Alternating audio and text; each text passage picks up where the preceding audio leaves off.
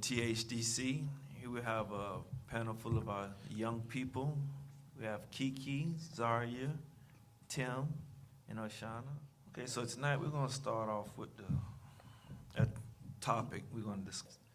So do any of you have an outlet to deal with your stress or problems?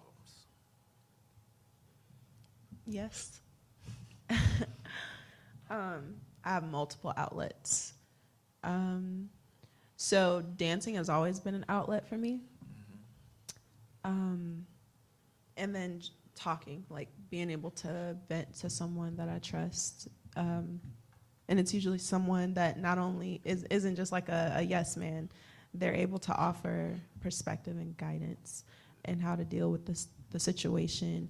Or maybe I'm just perceiving things in a way that isn't the best, and that's why I'm feeling the way I'm feeling, so they may be able to offer that different perspective to kind of calm me down and help me regroup. So I have a couple people I'm able to go to. And a new one is working out. So yeah, physical activity is a big one. What about you guys? For me, I have multiple. The best one for me is really just God, praying, being able to just, for me, I literally just talk out loud. I'm talking to God, but it would seem like I'm just talking out loud. But, just praying and letting the stresses and the burdens just be known and asking God to give me strength. That's always helped me. My boss at my job, my manager, me and him talk a lot. So it's mostly work stuff that stresses us out. We talk to each other about it, but, he talks to me about other things outside of work, too. I'll say just my mom or dad, when it gets something's really bothering me, that's usually when I go to them. But, yeah, my brother. That'll probably be my outlets for stress. But overall, for sure, number one is God for me. For me, I have never been. I do have outlets that I can go to and talk to, but I've never really been a big talker. So I keep a lot of stuff in. I don't really talk a lot. I just always been like that. And I think that really came from like me not really having a voice as a kid. I feel as if a lot of that came from me really not having a voice as a kid. But in order for me to talk to somebody, you have to like really dig it out of me. Like you really have to dig it out of me. And then still, I'm gonna fight you. I'm not just gonna give it to you. I'm being 100% honest. I just really have a hard time talking to people.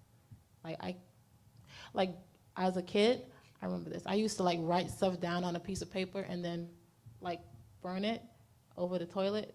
And I'm being honest, I would burn it over the toilet and then that would be the end of it. And I would feel good afterwards. Nothing was resolved, but I felt good. Now, ain't nothing changed.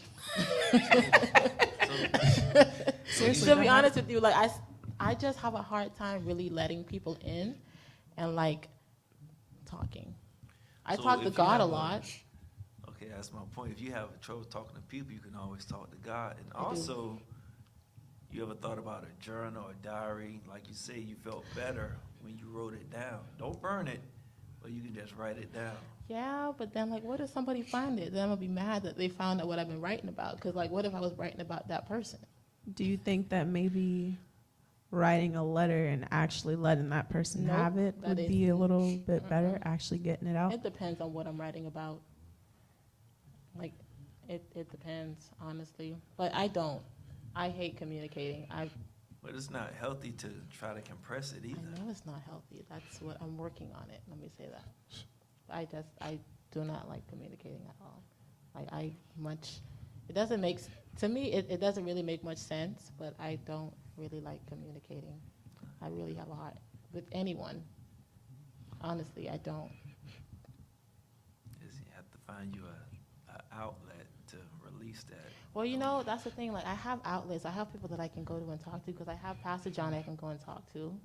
I have Minister Inquinice that I can go and talk to. I have my mom and my dad, but like they're just not open-minded when it comes to like a lot of things. Like they're very. My parents are very old school, so a lot of things that like I want to talk to them about, I just nope.